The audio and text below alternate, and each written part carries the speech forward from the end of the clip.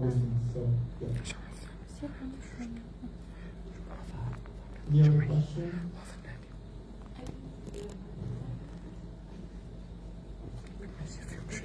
Thank you.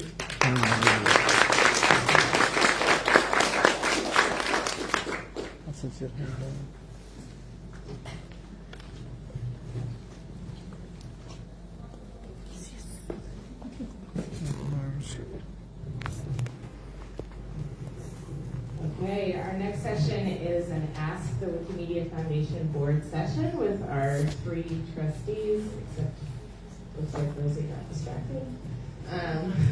So I want to first start by thanking all 3 of them for attending the conference and being willing to put together this last minute session, which we put on the agenda yesterday when we had a participant not able to actually be here. So thank you very much to them for their willingness to jump in here. I want to start by asking each of them to introduce themselves. Can we ask the audience, like, this is a really tiny audience, can you come closer and we can just... Yes, that's a great idea. Sounds good. While everyone's coming closer, maybe you want to start in close. The aircon, the AC. We can just do a round thingy, but come closer to us. So, yeah, hi, I'll introduce myself. Oh, here. Hello. Here. Hello. Here. Hi, everyone. For those of you who don't know me, I am Rosie Stevenson Goodnight, and I have edited a Rosie Step since 2007. I've been a member of the Board of Trustees since 2021. Hi, my name is Victoria Dormagina. My nick in Wikipedia is Victoria. I'm from Eastern Europe. I live in the UK. I've been editing since 2006 and on the board of trustees since 2021. Also, as some of you know, I have the best music here. And I think I may say something about Go for my it. role. So you all know me from yesterday, I hope. So hi again, and thanks, Liana, for hosting us in this session. I am, in terms of my trusteeship, maybe it's worth mentioning that I've been a trustee since 2019, so this is my 2nd term now, and I'm the vice chair of the board and the chair of the community affairs committee. And really happy to be here with all of you. So this is basically a session for you, also with us, maybe Yael. Yael, can you say hi to everyone? Hi everyone, I'm Yael Weisberg. I'm the Vice President of Community Growth of the Foundation. Do it next, Sienna. Yes. Hi everyone, I'm Yael Weisberg, the Vice President of Community Growth of the Foundation. So I lead the Community Resources team, which is the grant making team, the Community Development team, community programs, which you all know because of the amazing education work that they help support, and the partnerships team. So I'm happy to be here. Yes, and the reason why I asked Yael to introduce herself, although she's not a trustee, she's one of our staff members, is that we may defer some of your questions to her. If it's too operational, the board, this is maybe a good reminder that the board is a body that does more strategic work, and if your questions are going to be too operational or too much connected, we'll just defer you to Yael. So that's why maybe you can come closer to us. Yes. So, You can sit here maybe. No, Yeah. this is great. I'll jump. Yeah. Yeah, thank you. Okay, who has a question? Don't everyone's close. Assad. Yes. Hi everyone, my name is Musab. I had a question to the board about education program, because it's an educational conference. We used to work with education department and the foundation. There was one of our friends called Ty Flanagan. You might know him. Before, like in my experience, as I am running education program since 2015, it was more smoother in my like to apply. For example, we do like courses and we want to give some certificates to the students, give some like simple prizes. Like going through grant when there is like a responsible, stakeholder at the foundation, was very easy. Now you will apply for rapid grant and then like you have no specificity for your application. Nobody like to contact too fast in the process, or like to telling him about your special need or such. So I hope that the program of the Wikipedia education program like still have like some stakeholder like department, let's say, at the foundation, so that it's like responsible of increasing the scope, because we still have countries that have no educational programs. So like by having somebody like with direct direction in the foundation, I found this will be like making our program much expanding and much easier. That's my point of view. So what is your question? The question is that why this thing like this department is no longer in the foundation. We used to work with them so easy, and then the responsible guy like went away, and we don't know why this program was cancelled. Yeah. Thank you, Mosa. Can you just get the mic to your hand, because that's a great example of an operational question. Yeah, thanks, Mosa. So we do still have the education team at the I foundation. know, yeah. But, the person responsible is actually in a different session right now with okay. them. And Salesh and Melissa, who are both here. So it sounds like you've had some problems getting knowing who to connect with, and that we can help solve. And I'm sorry it's been difficult. No, but I just want to name two things. So one, the team is very much still here.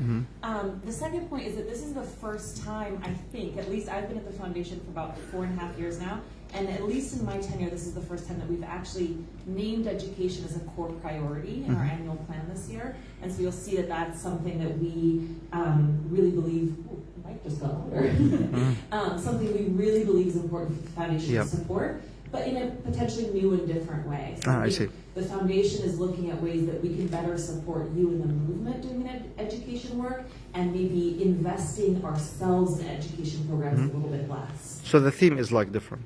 The theme? The way we're supporting it. The way so really looking to better support the education work that's happening in the movement, but carrying out less programmatic work ourselves. Yes. So why I'm asking this, because before we were approached by the foundation. Like when I was I was just a student at Hashemite University and had been approached by like the foundation. So they were like searching for us to support us. Now like it's we need to know who's the responsible guys. So I'm thinking like we should be in bigger collaboration. So both search for each other, because like I know there is education team and I know there is education foundation, but like we don't have let's say regular contacts or like scheduled meetings, so that we can like know where you reach in your program. Do you have any difficulties? We can support them. I'm just saying about this in my comment.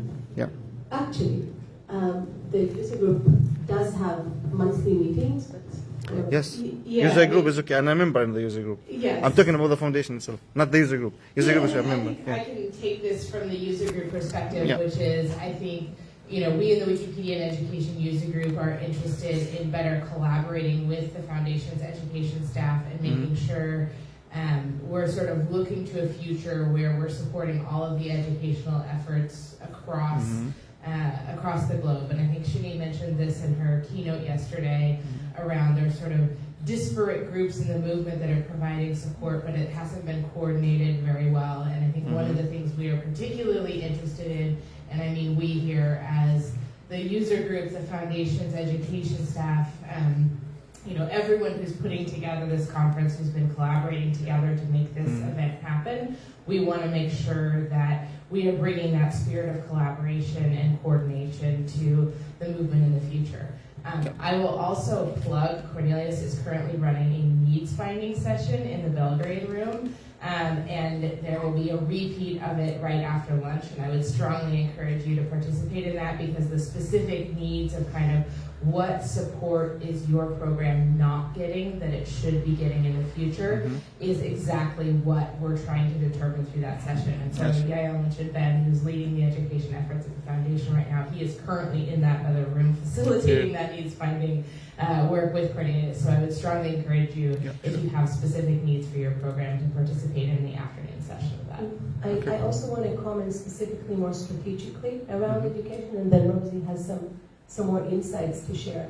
So I can say that from the board's perspective, thematic work in general that is happening across different countries is important. Yep. I think we're at a very unique moment in the history of the foundation and our movement where we're trying to reassess and reimagine how we're doing things, because some of the previous models are not working well for us. As simple as that. And as we grow and as we have more reach and as we mature, we need to find new ways to do things. And I think we are very thankful as the board to Yael and to the various user groups and entities in the movement for being so open and so flexible in their thinking, because it's not easy to make changes, right? People are used to certain things, and suddenly we're saying, hey, this is not working anymore. Well, at least not as well as it could, or it's not serving our mission and vision, the joint one together. So, hey, we need to reimagine it. And really, part of why all of us are here at this conference is to do this new thinking together and try to reimagine how it may look like. And it is a priority, a strategic one for the foundation. Yet I'll mention this is part of our now annual plan. And there has been another effort done by our CEO, Mariana Iskander, to actually tie the whole annual planning of the Wikimedia Foundation much closer to our strategic movement vision, right? So this is a new thing. We've been doing it not so long. Previous leadership did not really do it in this way, and it takes time. So be patient with us, communicate with us. We are looking exactly to do what you wanted, to be more coordinated globally, and to have a shared vision and a shared understanding of where it is that we want to go. And I think all of us recognize the power and the maturity, specifically from all the entities in the movement, of the education group or the education community in helping us re-examine how it might look like. So this is for us sort of a case study. We don't have the answers. We are here to find the answers together and to find whether or not it works. And we might, by the way, we might try things and fail. And that's absolutely fine. Some of us call it failing forward. So we try, or like our strategic direction, right? We try something, we evaluate it, and we iterate. I guess we're going to have a lot of that in the coming few years. But I'm excited, and we're all excited about the opportunity to actually reimagine it and have the partners to do it. This has not been the case in I did really mean it. This is a unique moment in time that has the star have aligned for this to happen now, and all the different entities are ready to do this work, and it wasn't the case previously. Rosie? Well, you covered a lot of what I was going to say. But let me add to that this is a unique moment, and that the annual plan for this year, if you've had a chance to review it, tells that we're going to focus on 3 particular areas to give it more of a focus than we ever had before. And education is number 1 on that list. Culture is on there too, and as is gender. Along with those 3, there's also a much larger focus on product and technology, which is going to be very helpful in the work that we do, particularly for education, but also for culture and also for gender. So exciting times. We're doing this together. We're looking outward as much as we're looking at inward, which is a new approach. And everything we do is tied to the strategic work that we started back in 2016. We got its strategic direction in 2017. We came up with 10 recommendations in 2020. We have 45 initiatives that we're working on, all of it to bring us towards 2030. And this year, It's education, culture, and gender. So again, exciting times that we're doing together, which is why we're all, not just in this room, but in 3 rooms, having these kinds of conversations. Thank you very much.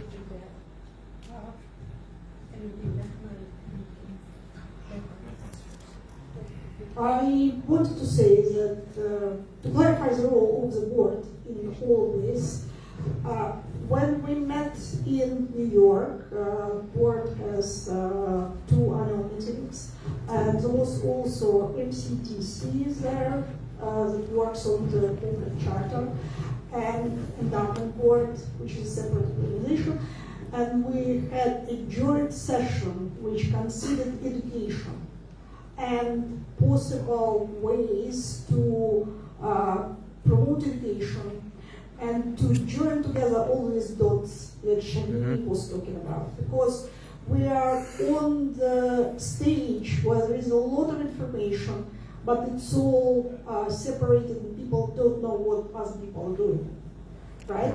So the foundation's role probably will be in connecting all these dots and providing framework for the education.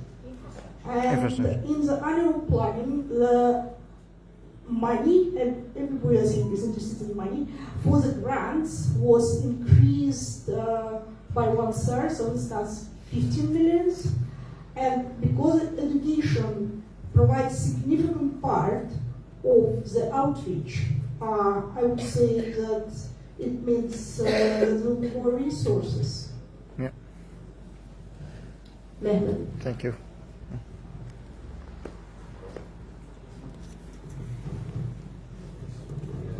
Okay, thank you. Who is not me? I'm Mehmet from Georgia. And from AFCOM. And from AFCOM and from different. Okay. Just about coordination. The coordination within the foundation, like affiliates and community to the foundation, is so difficult for some years, and this is one of the main issue. For example, CE region, we are use ASAP as a contact point to feed the foundation for the years. Now there is language facilitators, and we can use them. Who read the foundation APP, like annual plan? There is clearly a role that there will be a good front door in the foundation.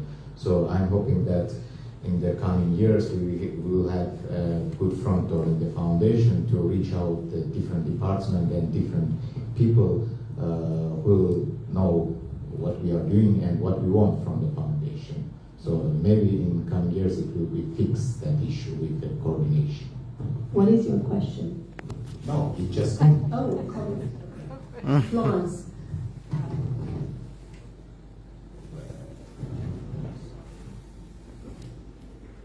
Okay, maybe I'm going to ask a weird question. I'm maybe going a little bit backward. For me in education, I'm most interested in the offline education. So all the people not connected, and it's just not a detail. The question I wanted to ask is, you keep repeating that you are going, we are in a new era where things are going into the new direction, you're thinking blah, blah, blah. So I absolutely think that all of us agree that the tech was a problem, lots of problems, lots of things delayed and so on. But I cannot really see what was a problem in the way the education was working.